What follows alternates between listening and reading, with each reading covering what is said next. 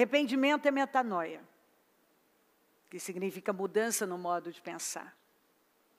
Consequentemente, no modo de viver.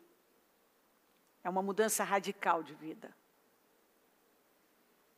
Dar fruto que mostra arrependimento significa produzir uma ação. Um comportamento que comprove a mudança. Nós estamos aqui para governar. E nenhuma mudança é fácil no início. A verdade é que a disciplina, ela no início, ela causa tristeza. Mas depois, mais tarde, ela produz tudo o que nós precisamos para uma vida, uma grande vida, como justiça e paz, consequentemente, alegria por causa da realização e progresso.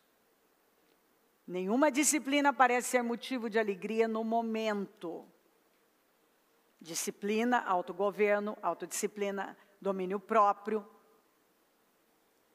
autoliderança, mas sim de tristeza. Quer dizer, quando você começa a mudar e alinhar a sua vida como deve alinhar e fazer o que deve fazer, no início é difícil, não é fácil, toda mudança, se alinhar com Deus, não é, é um desafio. Toda disciplina, seja na área que for, na sua leitura, na sua atividade física, em comer direito, em tirar coisas que você estava habituado a manter ali que não eram funcionais, boas para você. Então, no início não é bom. Principalmente porque você está acostumado com aquilo e mudar não é fácil. Porém, mais tarde, produz o que você precisa. Vai produzir tudo o que você precisa. O fruto de justiça, de paz, para aqueles que por ela foram exercitados. Então, se você quer produzir frutos de justiça, de paz, que vão trazer alegria, progresso, realização para você, você precisa definitivamente pegar essa palavra como um lema para a sua vida. A gente não faz o que a gente quer, o que a gente gosta. Não. A gente não faz o que tem vontade, a gente faz o que é preciso. Ponto. Você tem deveres, você não é um tolo, o mundo é tolo, o mundo tem uma mentalidade tola, o mundo está cada vez mais tolo, mas você não é um tolo, você é dirigido pelo Espírito. Então, você faz o que é preciso. Naqueles dias surgiu João Batista pregando no deserto da Judeia. Ele dizia, arrependam-se, porque o reino dos céus está próximo. Este é aquele que foi anunciado pelo profeta Isaías, voz do que clama no deserto. Preparem um caminho para o Senhor, façam veredas retas para Ele. Deem fruto que mostre o arrependimento. Nós estamos fracassando muitas vezes em obedecer às ordens simples. Então vamos voltar às ordens simples. Ordem simples. Obedecer ordens simples. Servir a Deus com simplicidade. Para de complicar. É como o nosso programa de leitura da Bíblia anual. Não tem complicação. Não tem complicação. Como eu já respondi, eu me lembro de uma vez que um tolo, para não falar outra coisa, eu dei o programa da Bíblia, 3 capítulos diários, 4 no sábado, 4 no domingo. O cara, não, mas eu tenho um programa que é assim, assim. Eu falei, quantas vezes você já leu a Bíblia? Ai, sabe, ainda nunca. Eu falei, então o seu programa não funciona. Não tente ensinar para os outros o que não funciona nem para você. Então, eu não tenho muita paciência, sabe, com gente que quer ensinar os outros e não faz na própria vida. Eu também não tenho paciência com xerifes da Bíblia, sabe, aqueles que ficam lá tentando catar alguma coisa na sua mensagem para ver se alguma coisa você errou, para ele poder te espetar. Esse é um pobre coitado, que não me diz nada, não diz nada ao meu ministério, que é zero de importância. Então, assim, é coisa simples. Não perca tempo. Porque cada dia que passa, tem uma teologia nova. Não precisa disso, não precisa de igreja, não precisa de dízimo, não precisa disso, não precisa daquilo, então morra. Não precisa de nada. Você não precisa nem viver. Nem viver você precisa. Se você não vai viver para a glória de Deus, você não merece viver. Aliás, não sou eu que disse, está na Bíblia, eu posso te provar. Se você não vive para a glória de Deus, não merece nem viver. Então, essa coisa, ela enche o saco. Mas tem gente que cai nessa, eu não caio. Graças a Deus tenho um povo, uma boa turma, bem fundamentada, focada, que está vivendo uma grande vida e não está nem aí para esse tipo de gente que não diz nada. Mas tem aquelas Maria vai com as outras, aqueles que são levados por ventinho aqui e acolá. Lamentavelmente. Então você vai perder sua vida. Porque você precisa seguir coisa consistente. E o que está sendo apresentado a você é uma coisa consistente. E o que você precisa é de uma coisa simples. A sua teologia. Aí eu queria fazer. Tem gente que foi estudar teologia por amargura, por decepção. Isso vai funcionar? Não.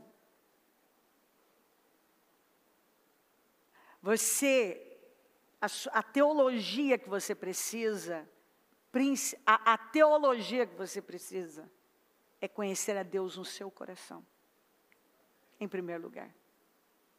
É que a palavra tenha peso na sua vida, o que você está ouvindo agora. Se cada palavra que você está recebendo a cada culto, você estivesse colocando em prática, onde você não estaria? Você não precisa complicar, você precisa descomplicar, porque essa é a palavra. Nós estamos fracassando em obedecer coisas simples, ordem simples. Mas feche a porta para a unção fluir, a unção da multiplicação.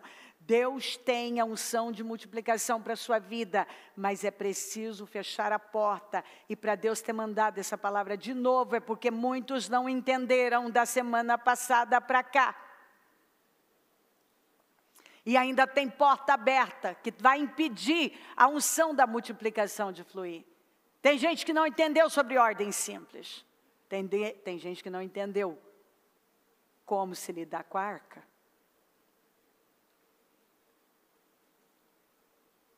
Quando Josué perguntou para o comandante do exército do Senhor, você está do nosso lado ou do lado dos nossos inimigos? Ele disse, nem uma coisa nem outra. A pergunta aqui é, você está de que lado? Então, Deus, Ele é imparcial, não é parcial. Ele não faz acepção de pessoas, mas de fé Ele faz. Então, a pergunta é se nós estamos do lado certo, do lado dele.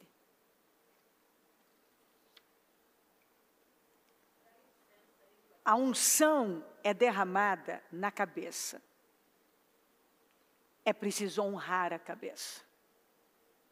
Outro detalhe. A unção é derramada na cabeça. A semana passada, eu não vou trazer aquela palavra de novo, mas ela está lá. E se você não entendeu, você precisa ir lá ouvi-la novamente. O que é cabeça, o que Deus colocou como cabeça. Jesus é cabeça. E por aí vai. Precisa cair por terra tudo que não provém do Senhor, definitivamente. É hora de orar, para que definitivamente Deus faça desmoronar tudo que não provém dEle. o meu povo cometeu 2 crimes. Eles me abandonaram a mim, a fonte de água viva, e cavaram as suas próprias cisternas rachadas que não retêm água. Então o Senhor vem e diz assim, ó, meu povo cometeu 2 erros graves, crimes, ele chama de crimes. Erros gravíssimos. Um deles foi que me abandonou. Agora, se você chegar perto, esse povo ainda estava oferecendo sacrifício. Então o Senhor está falando de um abandono interno. Você imagina pessoas que aqui fora estão fazendo muitas coisas, mas aqui dentro elas abandonaram o Senhor. E foram cavar suas próprias cisternas, ou seja, eles foram fazer as coisas ao modo deles, a lá Davi. Foram fazer ao modo deles. Cavar as suas cisternas. Quando? Se eu vier aqui fazer ao meu modo, não vai ter fluidez. Eu vivo falando isso para os pastores, eu falo, meu filho, se você fizer na obra, fizer ao seu modo, do seu jeito, você vai cavar uma cisterna rachada, não vai reter bênção, não vai reter unção, não vai reter poder. Quando você entra nos seus projetos, na força do seu braço, você vai fazer as coisas do seu jeito.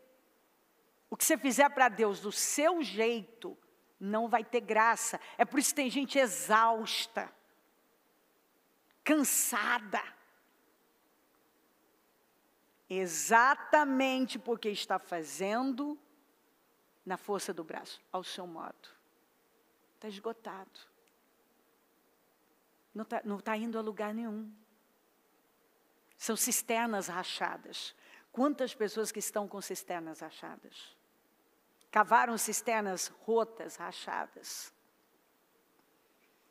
Estão fracassando.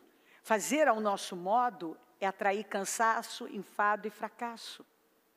Com Deus está o melhor. Aquilo que você acha que é bom,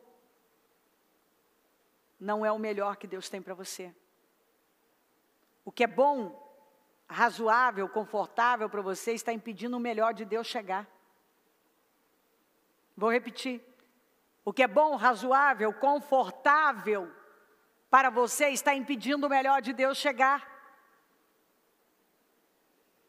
Arrependimento prepara o caminho, e endireita as estradas do nosso coração. O arrependimento eleva os lugares baixos e rebaixa todos os lugares altos da nossa vida.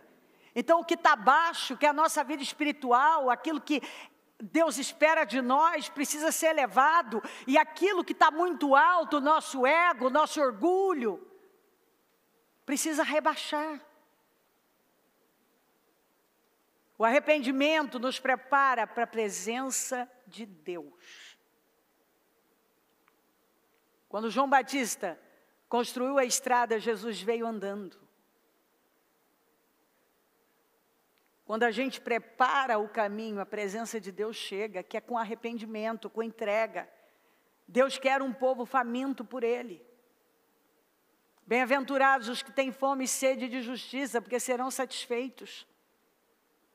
A verdade é que nós não estamos realmente famintos, meus queridos. Por Deus, tem muita coisa ainda ocupando o nosso coração. Vamos lembrar que antes da lâmpada apagar, o Senhor levantou Samuel. E Eli não estava se importando que a lâmpada estava se apagando e a visão dele estava ruim, estava embaçada. E nós precisamos acordar como crentes, como líderes, como obreiros, pastores. Talvez a lâmpada do Senhor está apagando e nós não estamos dando a menor importância. A chama está apagando em nós e nós não estamos dando importância. A lâmpada está apagando e nós não estamos vendo. Nossa visão está ruim. Nossa visão espiritual está embaçada. E quando o Senhor chamou Samuel, Ele disse, eu vou fazer algo que vai fazer tinir os ouvidos. E Ele fez. A lâmpada estava quase se apagando. E não chamou a atenção de Eli, assim como muitos estão. Não tem chamado a atenção. A lâmpada estava queimando, mas não como deveria. E a lâmpada de alguns até está queimando, mas não como deveria. Era uma luz fraquinha, e Deus quer a lâmpada acesa com uma grande chama queimando.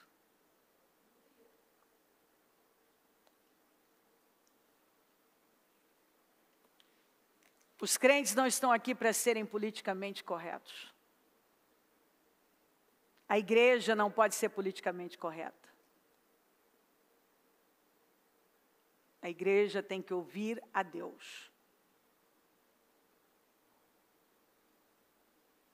200 parlamentares nos Estados Unidos votaram para que os médicos não deem assistência a um bebê que sobreviva a um aborto.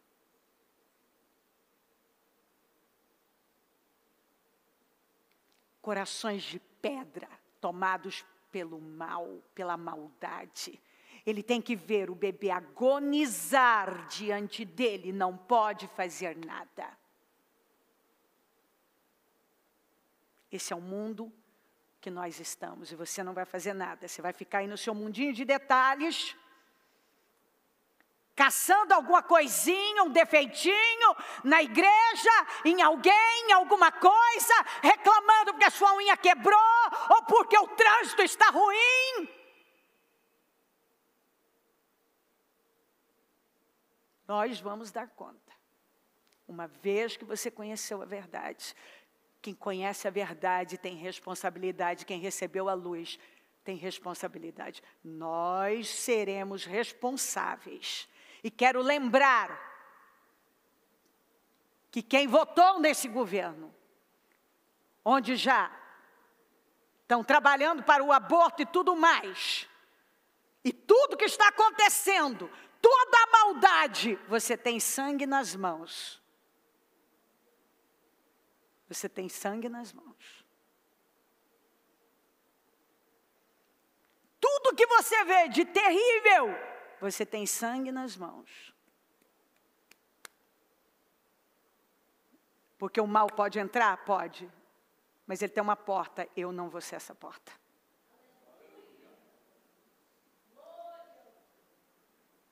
Eu não vou ter essa responsabilidade. E daqui para frente, penso que muita gente tem que pensar na vida. O preço que atraiu para os seus descendentes. Porque cada injustiça que cometem, vem sobre quem? Sobre todos e sobre quem avalizou isso.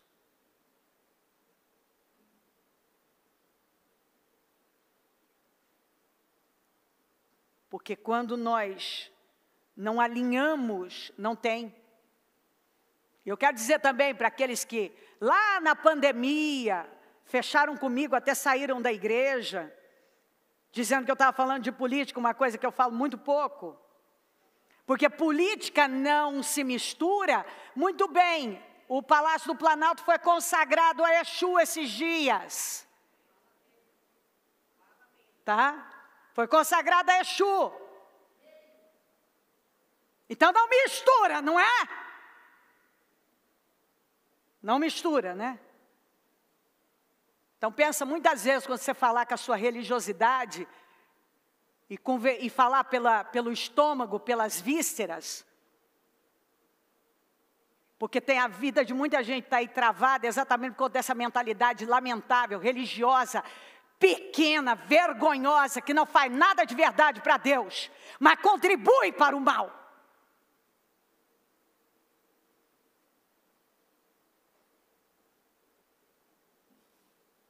Quando o justo, quando a luz não brilha, as trevas prevalecem. Quando um crente não brilha, as trevas tomam conta. E até quando? Nós Vamos ser essa luzinha fraquinha. Até quando? E é um trabalho onde nós estamos.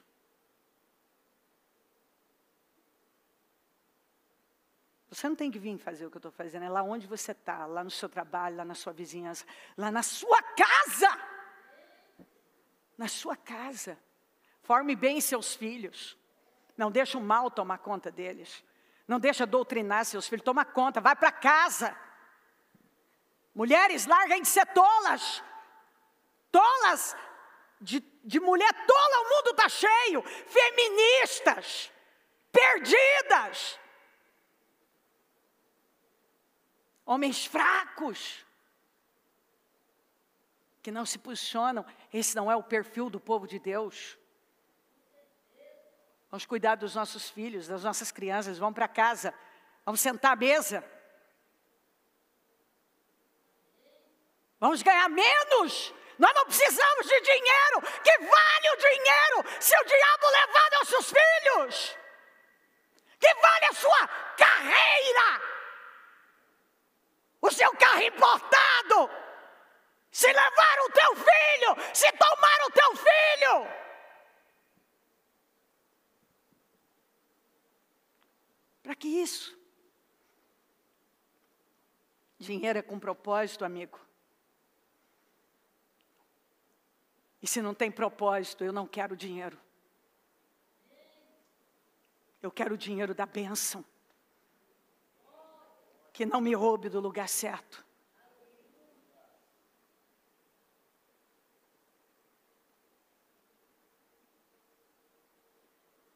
Quando eu olho crianças se perdendo, sendo levadas por esses filhos do diabo, porque muitos pais estão no seu celular, no seu mundinho, atrás das suas carreiras,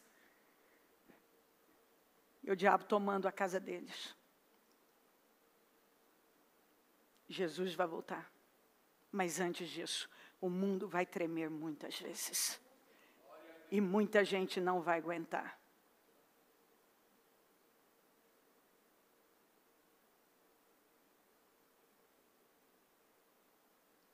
O Senhor não precisa de mais um aleluia, um glória a Deus. Ele quer um povo que anda na justiça. Não glorifique a Deus se a sua vida não o glorifica. Não é o que você diz, é o que você vive. Não é a verdade que você pronuncia, é a verdade que você pratica.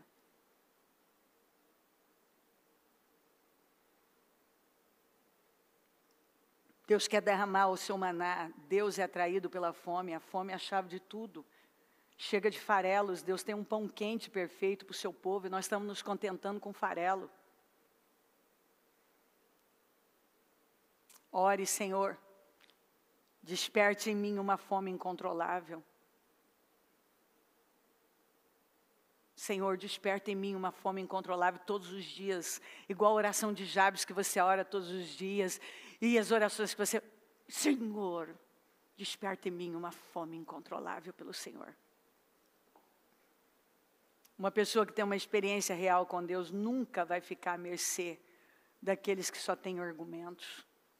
Lembro que aquele cego respondeu para aqueles argumentadores religiosos: uma coisa eu sei. Não, ele é um pecador, ele é isso e aquilo. Uma coisa eu sei. Eu era cego, mas agora eu vejo. É isso que importa para mim. Eu era cego, mas agora eu vejo. Se queremos que o temor do Senhor seja restaurado no mundo, em muitas pessoas, o mundo não vai melhorar. Mas na sua igreja. Então a igreja deve voltar-se para Betel, como Jacó, quando estava em apuros, teve que voltar. O lugar da presença de Deus. Mas antes nós precisamos nos livrar dos nossos ídolos que estão contaminando. Lembra da passagem? O Senhor mandou ele voltar para Betel. mas antes tinha que se livrar dos ídolos estrangeiros e dos costumes dos estrangeiros. Nós ainda temos muito da cultura e nós temos que nos livrar. Então, o que tem que prevalecer na nossa vida é a cultura do reino. E nós temos nossos deuses ainda, e um ídolo no coração tão ofensivo para Deus quanto um ídolo na mão. A palavra hebraica, a Bíblia fala que depois que tudo isso foi feito, o terror caiu sobre os inimigos. E a palavra hebraica para terror vem da raiz que significa prostrar-se, ser abatido por violência, confusão ou temor. Se nós queremos que as pessoas tenham temor de Deus, nós precisamos nos voltar para Deus verdadeiramente. Nos arrepender e voltar para Betel. Amém?